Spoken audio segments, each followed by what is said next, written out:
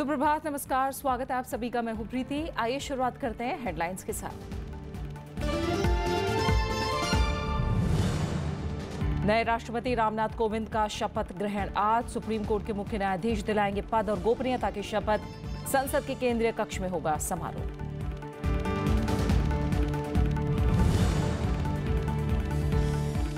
निवर्तमान राष्ट्रपति प्रणब मुखर्जी का अहिंसक समाज बनाने पर जोर।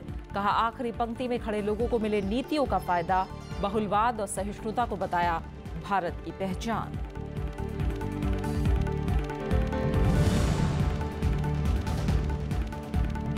लोकसभा से कांग्रेस के 6 सांसद निलंबित, नहीं ले सकेंगे 5 दिन कार्यवाही में हिस्सा। भीड़ की हिंसा पर चर्चा की मांग के दौरान अवरोध।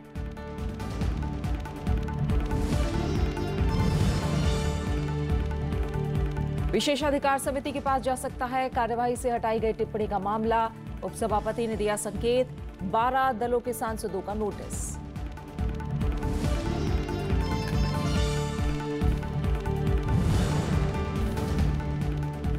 और नोटबंदी के बाद रिटर्न में फेरबदल करने वालों पर आयकर विभाग की नजर। 30,000 मामलों की जांच जारी। सीबीडीटी के अध्यक्ष ने दी जानकारी।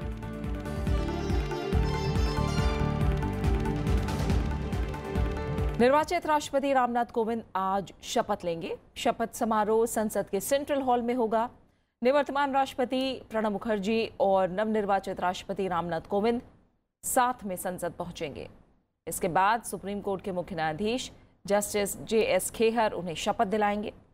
शपथ के बाद उन्हें 21 तोपों की सलामी दी जाएगी। इसके बाद राष्ट्रपति भाषण देंगे। इस मौके पर उपराष्ट्रपति, प्रधानमंत्री, लोकसभा अध्यक्ष, केंद्रीय मंत्री, राज्यपाल, राज्यों के मुख्यमंत्री, राजनयिक मिशनों के प्रमुख, सांसद समेत कई अतिथि मौजूद होंगे। नए राष्ट्रपति केंद्रीय हॉल में समारोह होने के बाद राष्ट्रपति भवन जाएंगे, जहां तीनों सेनाओं की ओर से उन्हें गार्ड ऑफ ऑनर दिया जाएगा। अपने कार्यकाल के आखिरी दिन निवर्तमान राष्ट्रपति प्रणब मुखर्जी ने कल देश को आखिरी बार संबोधित किया। अपने संबोधन में उन्होंने देश में बढ़ रही हिंसा पर चिंता भी जताई और कहा कि सहिष्णुता ही भारतीय समाज की नींव है। प्रणब मुखर्जी ने कहा कि अपने कार्यकाल के दौरान उन्होंने बहुत कुछ सीखा। उन्होंने देश के नए राष्ट्रपति रामनाथ कोविंद को बधाई भी दी। निवर्तमान राष्ट्रपति प्रणब मुखर्जी ने राष्ट्र के नाम विदाई संदेश में विकास के लिए समानता को जरूरी बताया है। सोमवार उनके कार्यकाल का आखिरी दिन था। इस मौके पर प्रणब मुखर्जी ने राष्ट्र को संबोधित किया। समाज में बिखराव पर चिंता जताते हुए उन्होंने कहा कि गरीबों और वंचितों तक फायदा पहुंचाने के लिए समाज का हिंसा मुक्त बने रहना जरूरी है। Free our public discourse from all forms of violence, physical as well as verbal. Only a non-violent society can ensure the participation of all sections of the people, especially the marginalized and the dispossessed, in the democratic process. Power of non-violence has to be resurrected to build a compassionate and caring society. Pranab Mukherjee ने कहा कि राष्ट्रपति पद पर 5 साल रहते हुए उन्हें काफी कुछ सीखने को मिला और उन्होंने हमेशा संविधान को संरक्षित करने की कोशिश की। संबोधन में उन्होंने शिक्षा में सुधार पर जोर भी दिया। Should not be a place for note memorizing, but an assembly of inquisitive minds. Creative thinking, innovative and scientific temper have to be promoted in our institutions of higher learning. It calls for application of logic through discussion, argument and analysis. पदमुक्त होने की पूर्व संध्या पर प्रणब मुखर्जी ने उनके प्रति जताए गए विश्वास और भरोसे के लिए जनता, उनके निर्वाचित प्रतिनिधियों और राजनीतिक दलों के प्रति आभार जताया। अपने संबोधन में प्रणब मुखर्जी ने नवनिर्वाचित राष्ट्रपति रामनाथ कोविंद को बधाई भी दी। Bureau report, Rajya Sabha TV. Rajya Sabha के उपसभापति PJ कुरियन ने संकेत दिया है कि सदन की रिपोर्टिंग के दौरान एहतियात न बरतने के लिए मीडिया का मामला सदन की विशेषाधिकार समिति को सौंपा जा सकता है। पिछले हफ्ते ही सदन में निर्देश दिया गया था कि कार्रवाई से निकाल दिए गए भाग को मीडिया में प्रकाशित न किया जाए।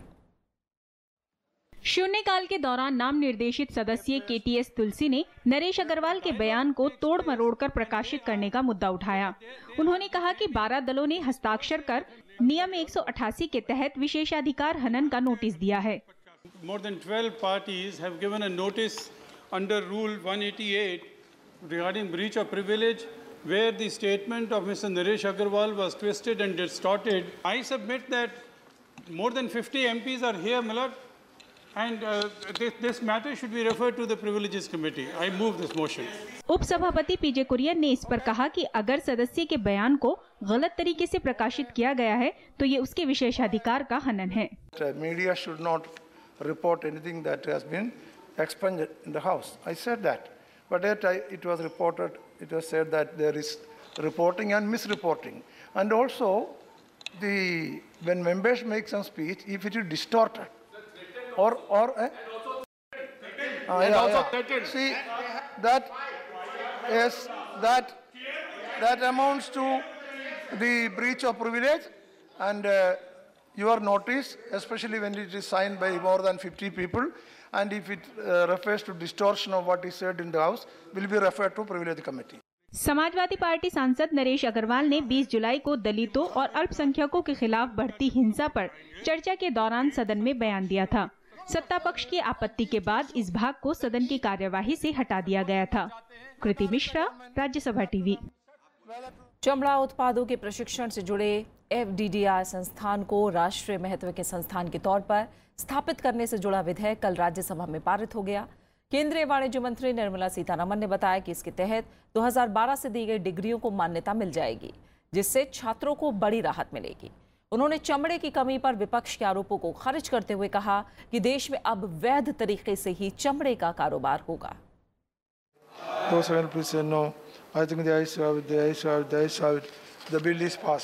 Footwear design and development institute bill 2017 को सोमवार को राज्यसभा ने भी मंजूरी दे दी। बिल के कानून बनते ही FDDI विश्वविद्यालय के तौर पर खुद छात्रों को डिग्री दे सकेगा। राष्ट्रीय महत्व के संस्थान का दर्जा मिलने के बाद इसे किसी विश्वविद्यालय से संबद्धता लेने की जरूरत नहीं रहेगी। उन्होंने इस विधेयक पर चर्चा के दौरान चमड़े की कमी, बूचड़खानों को जबरन बंद कराए जाने के सवालों के जवाब भी दिए। गलत अनरिकॉग्नाइज्ड इलीगल सेंटर से लेदर मिलना नहीं चाहिए, इसीलिए इसको रेगुलेट करने का कोशिश हो रही है। ये कोशिश नहीं हो रही है कि लेदर को बंदी करो। हम बोल रहे हैं कि जो नीति के तहत, जो एक्सटेंट नीति के तहत होना है वो होने देना। इससे पहले बिल पर चर्चा के दौरान देश में चमड़े की उपलब्धता को लेकर उत्पादन और निर्यात में आई गिरावट पर सवाल उठे। ये लेदर मैन्युफैक्चरिंग का क्वांटम कम होता जा रहा है, उद्योग भी बंद होते जा रहे हैं। इसमें एक कारण तो पोल्यूशन कंट्रोल की वजह से जगह जगह पर उद्योग बंद किए गए। फुटवेयर डिज़ाइन एंड डेवलपमेंट के बारे में जो इंस्टीट्यूट बन रहा है, अच्छी बात है। कॉमर्स मिनिस्ट्री इसको इनिशिएट कर रही है, इसको एक रूप दे रही है। मगर ऐसे विश्वविद्यालय अलग अलग मंत्रालयों के द्वारा नियंत्रित हो या ह्यूमन रिसोर्स डेवलपमेंट के द्वारा, ये मैं मानता हूँ कि कभी न कभी हम सभी को सोचना पड़ेगा। In effect, the hurried decision making has snatched away the livelihoods of many people, including those in the labor industry, in the leather industry.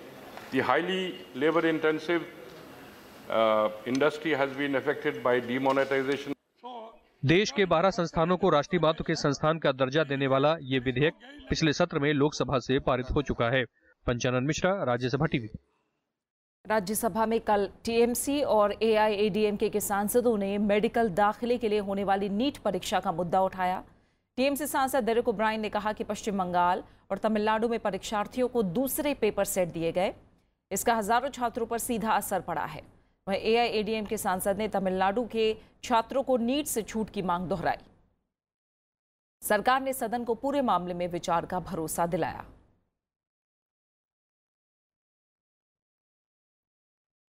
So this time in Bengal, example, and Tamil Nadu, out of 56,000 people who did that exam, 40,000 wrote it in Bengali. They got a separate paper and the results have been disastrous.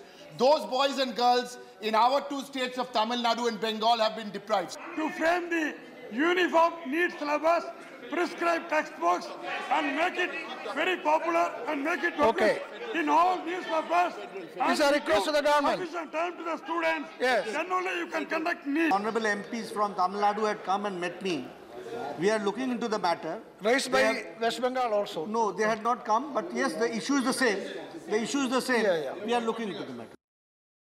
Lok Sabha से सोमवार को कांग्रेस के 6 सांसदों को 5 दिनों के लिए निलंबित कर दिया गया है। इन्होंने आसन की तरफ कागज फेंके थे। विपक्ष की ओर से भीड़ हिंसा पर चर्चा की मांग के दौरान यह अवरोध हुआ। इस वजह से कल कार्यवाही दोपहर 2:30 बजे के बाद पूरे दिन के लिए स्थगित कर दी गई।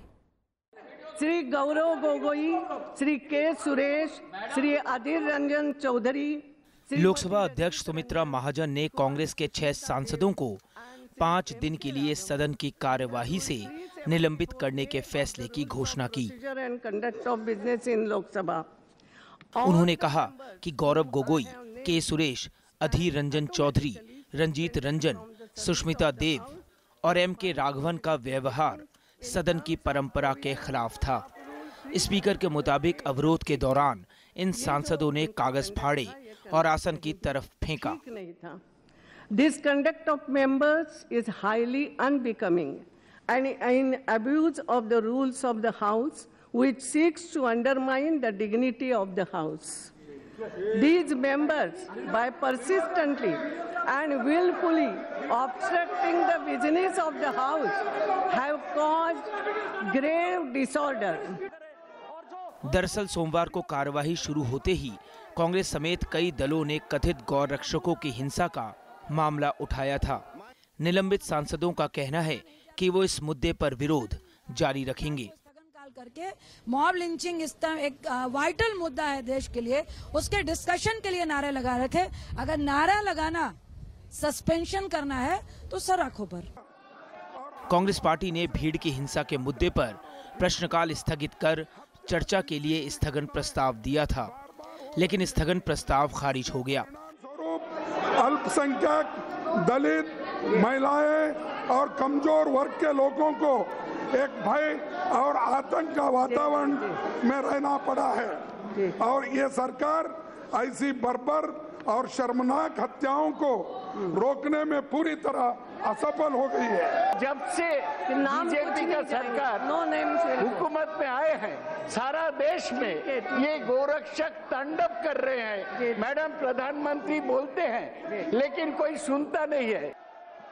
संसदीय कार्य मंत्री अनंत कुमार ने कांग्रेस सांसदों के व्यवहार की निंदा की। कांग्रेस पार्टी के नेताओं से हम अपेक्षा नहीं कर सकते हैं वो ऐसे दुर्व्यवहार करे, ऐसे असंसदीय व्यवहार करे, ऐसे कागज उसको छीन करके वो फेंके, इसका पूरा निंदन करते हैं। स्पीकर ने कहा कि वो चर्चा कराने के लिए तैयार हैं, लेकिन इसके लिए प्रश्नकाल को स्थगित नहीं किया जाएगा। रविंद्र सिंह शोरान के साथ प्रणब गोस्वामी, राज्यसभा टीवी। वित्त मंत्री अरुण जेटली ने बैंकों को डूबे कर्ज की समस्या से राहत दिलाने से जुड़ा बैंक विनियमन संशोधन विधेयक कल लोकसभा में पेश किया। विधेयक में रिजर्व बैंक को कई अधिकार दिए गए हैं। फिलहाल सरकारी बैंकों का फंसा कर्ज 6 लाख करोड़ रुपए से भी ज्यादा है।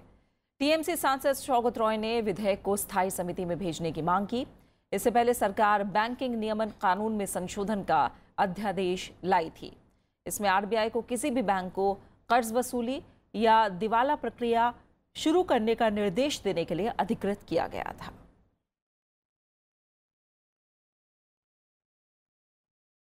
खबरें जारी है, लौट रहे हैं एक छोटे से ब्रेक के बाद।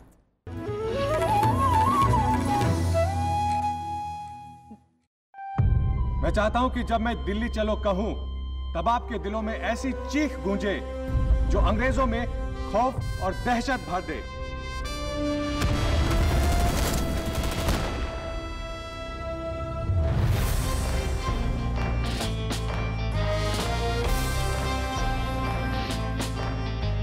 हवाओं में वो आग है कि जल उठे चराग है।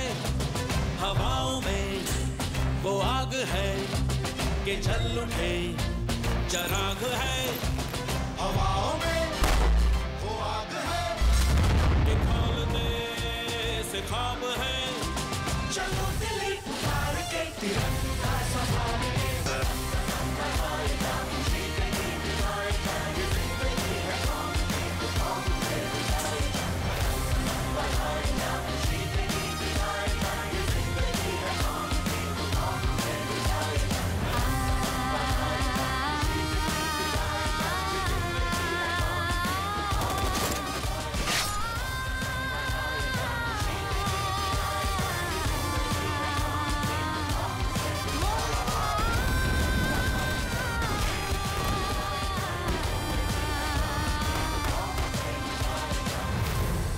trial, and its judgment shall be remembered throughout history.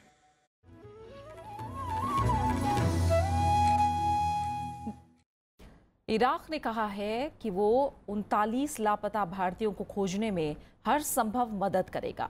Bharat दौरे पर आए इराक के विदेश मंत्री इब्राहिम अल जाफरी ने ये भरोसा दिया और विदेश मंत्री सुषमा स्वराज को उन्होंने ये भरोसा दिया है। इराक ने पुनर्निर्माण में भारत से सहयोग की अपील भी की है। भारत दौरे पर आए इराक के विदेश मंत्री इब्राहिम अल जाफरी ने सोमवार को विदेश मंत्री सुषमा स्वराज से मुलाकात की। बातचीत में आपसी व्यापार और इराक के पुनर्निर्माण में सहयोग के अलावा 39 खोए हुए भारतीय नागरिकों के बारे में भी बात हुई। इराक के विदेश मंत्री ने कहा कि लापता भारतीयों की स्थिति के बारे में फिलहाल जानकारी नहीं है, लेकिन वे इस बारे में कोशिश करेंगे। We have no substantial evidence that they were killed or they're still alive, so we cannot give anything in that regard.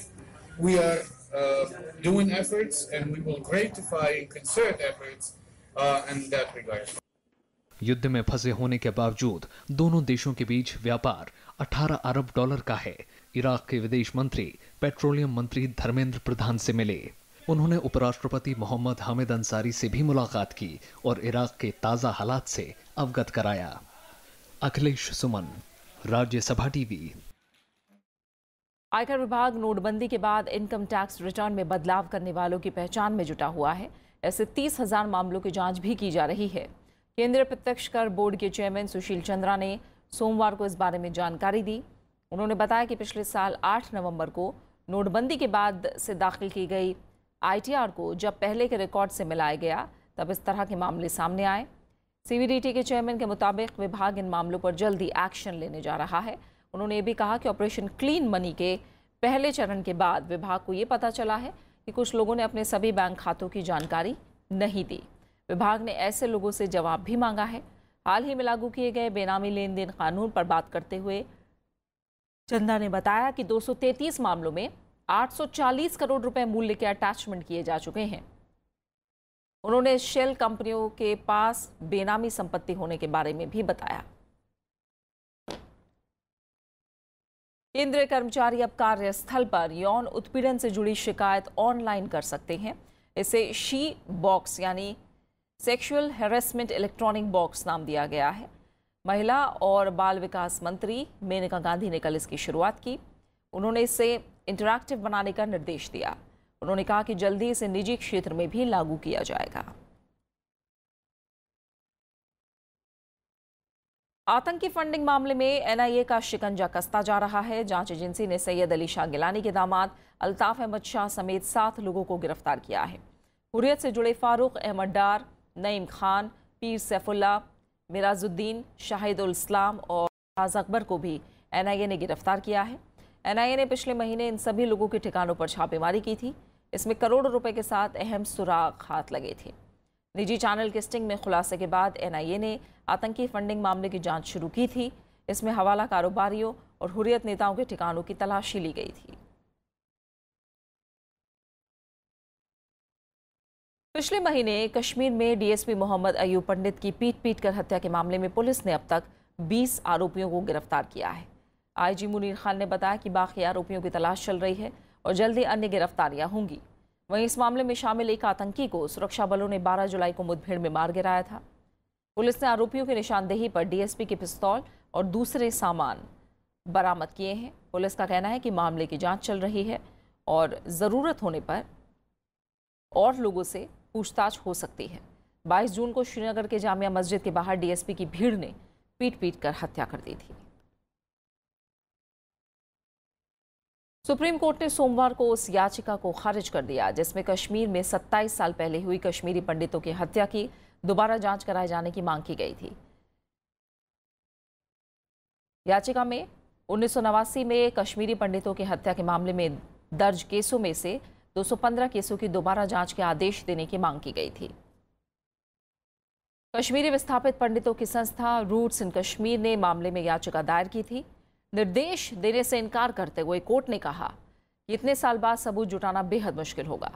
Court ने याचिकाकर्ता से यह भी पूछा कि आखिर इतने साल बाद याचिका क्यों दाखिल की गई।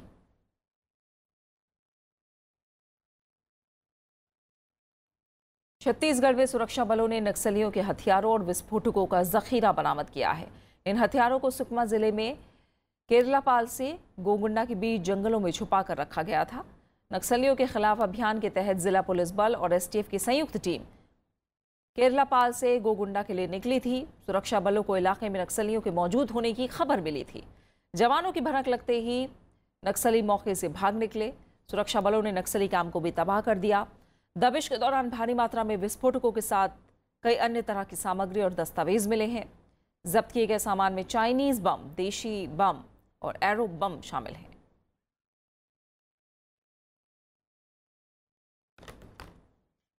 सूचना पे हमने सुकमा और दंतेवाड़ा दोनों ने ज्वाइंट टॉप पे फोर्स बाहर निकाली थी। 22 को फोर्स निकली थी, जो 23 को सुबह गोगुंडा की तरफ चढ़ते हुए उनको एक कैंप के पहले ही एक छोटी सी लाड़ी में कुछ डंप का एहसास हुआ, तो उन लोगों ने उस जगह को पूरे अच्छे से चेक किया तो वहाँ पे एक बड़ा डंप मिला, पूरे कमेटी का डंप जैसा लगा। सुप्रीम कोर्ट ने भोपाल सिमी आतंकी मुठभेड़ कांड में केंद्र और मध्य प्रदेश सरकार को नोटिस जारी करके जवाब तलब किया है। पिछले साल भोपाल में सिमी के 8 आतंकी जेल से भागे थे। बाद में पुलिस के साथ मुठभेड़ में सभी आतंकी मारे गए थे। मारे गए एक आतंकी के परिजन ने सुप्रीम कोर्ट में याचिका दाखिल करके मामले की जांच एसआईटी या सीबीआई से कराने की मांग की है। नोटिस का जवाब 4 हफ्तों के अंदर मांगा गया है। नोएडा के चर्चित निठारी कांड से जुड़े एक मामले में मोरिंदर सिंह पंढेर और उसके नौकर सुरेंद्र कोहली को फांसी की सजा सुनाई गई है। गाजियाबाद में विशेष सीबीआई कोर्ट ने यह सजा पिंकी सरकार हत्या मामले में सुनाई। पंढेर और कोहली को इस मामले में अपहरण, बलात्कार और हत्या का दोषी पाया गया था। पुलिस को साल 2006 में नोएडा में पंढेर के घर से 19 कंकाल मिले थे। पुलिस ने दोनों के खिलाफ 19 में से 16 मामलों में चार्जशीट दायर की थी। इनमें से 9 मामलों में दोनों को सजा हो गई है।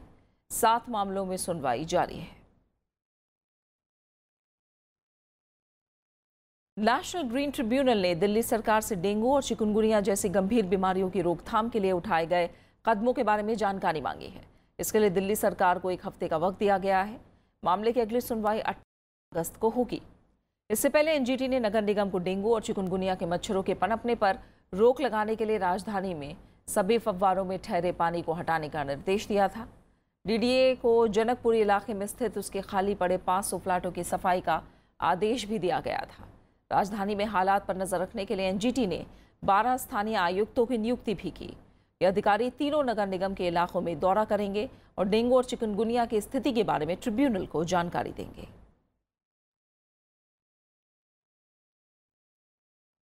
चीन ने सिक्किम सीमा में भारत के साथ जारी गतिरोध के बीच कहा है कि वो अपनी संप्रभुता और सुरक्षा के हितों की हर कीमत पर रक्षा करेगा। चीन के रक्षा मंत्रालय के प्रवक्ता का ये बयान इस हफ्ते दोनों देशों के राष्ट्रीय सुरक्षा सलाहकारों की वार्ता से पहले आया है। डोकाला इलाके में दोनों देशों के सैनिकों के बीच महीने भर से तनाव बना हुआ है और चीन भारत से अपने सैनिक वापस बुलाने की मांग कर रहा है। विदेश मंत्री सुषमा स्वराज ने पिछले हफ्ते राज्यसभा में कहा था कि चीन भूटान के साथ ट्राई जंक्शन की यथास्थिति में एक पक्षीय बदलाव करना चाहता है, जो भारत की सुरक्षा के लिए खतरा है। बात मौसम की। कई हिस्सों में बाढ़ के चलते गुजरात और राजस्थान हाई अलर्ट पर हैं। उधर राजस्थान के माउंट आबू में सिर्फ 24 घंटे में अब तक सबसे ज्यादा 77 सेंटीमीटर बारिश दर्ज की गई है। पश्चिम बंगाल की मुख्यमंत्री ममता बनर्जी ने राज्य में बाढ़ की स्थिति से इनकार किया है। हालांकि मौसम विभाग ने बुधवार तक पश्चिम बंगाल के कुछ इलाकों में भारी बारिश की आशंका जताई है। ओडिशा और उत्तराखंड में भी आज भारी बारिश हो सकती है। उधर असम में हालात लगातार सुधर रहे हैं। गुजरात और राजस्थान बाढ़ की स्थिति से जूझ रहे हैं। हजारों लोग जगह जगह फंसे हुए हैं। दोनों राज्यों में सेना को राहत और बचाव के काम में लगाया गया है। वरिष्ठ अधिकारियों के साथ समीक्षा बैठक करने के बाद गुजरात के मुख्यमंत्री विजय रूपाणी ने कहा कि पड़ोसी राज्य राजस्थान का पानी गुजरात की नदियों और बांधों में आने से जलस्तर ज़्यादा बढ़ गया है। मौसम विभाग की भारी बारिश की चेतावनी के मद्देनजर राज्य सरकार हाई अलर्ट पर है। बारिश और बाढ़ पीड़ित इलाकों में राष्ट्रीय आपदा मोचन बल के 6 अतिरिक्त दल भी लगाए गए हैं। उधर उदयपुर में कल एक नहर पर बने पुल से गुजर रही जीप तेज लहरों की चपेट में आ गई, जिससे उसमें सवार एक महिला और उसकी बेटी की मौत हो गई।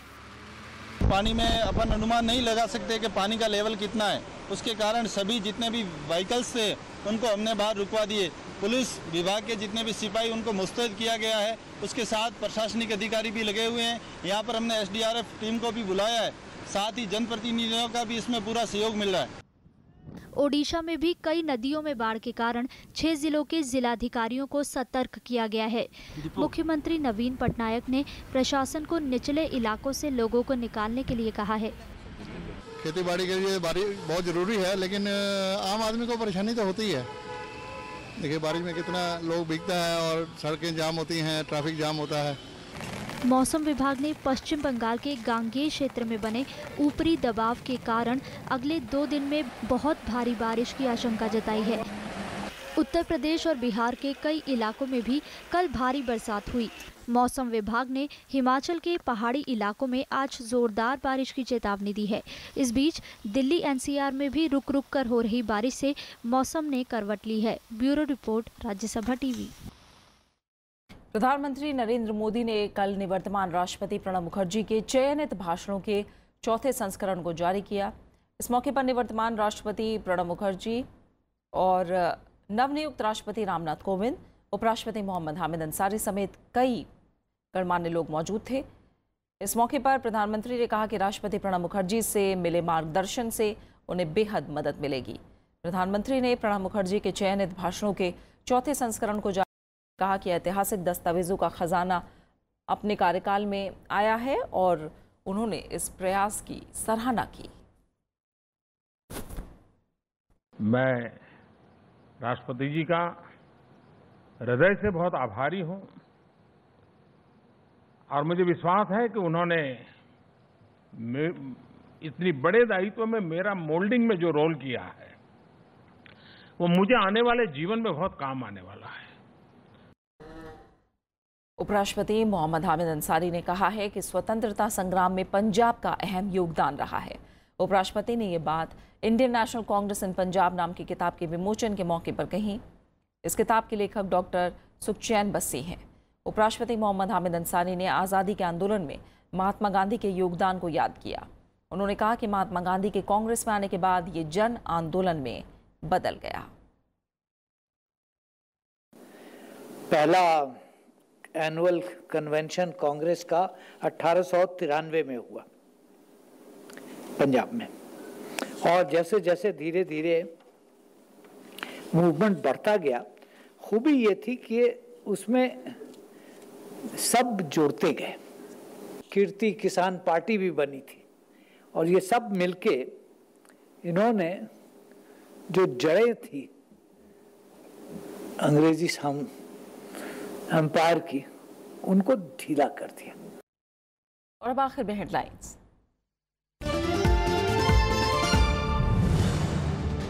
नए राष्ट्रपति रामनाथ कोविंद का शपथ ग्रहण आज। सुप्रीम कोर्ट के मुख्य न्यायाधीश दिलाएंगे पद और गोपनीयता की शपथ। संसद के केंद्रीय कक्ष में होगा समारोह।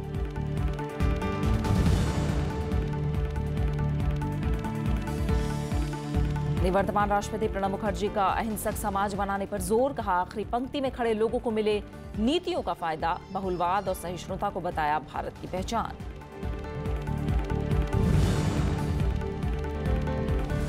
लोकसभा से कांग्रेस के 6 सांसद निलंबित, नहीं ले सकेंगे 5 दिन कार्यवाही में हिस्सा। भीड़ की हिंसा पर चर्चा की मांग के दौरान अवरोध।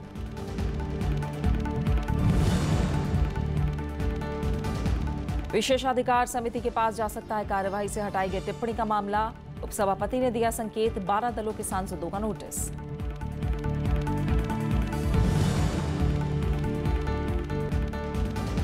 नोटबंदी के बाद रिटर्न में फेरबदल करने वालों पर आयकर विभाग की नजर। 30,000 मामलों की जांच जारी। सीबीडीटी के अध्यक्ष ने दी जानकारी।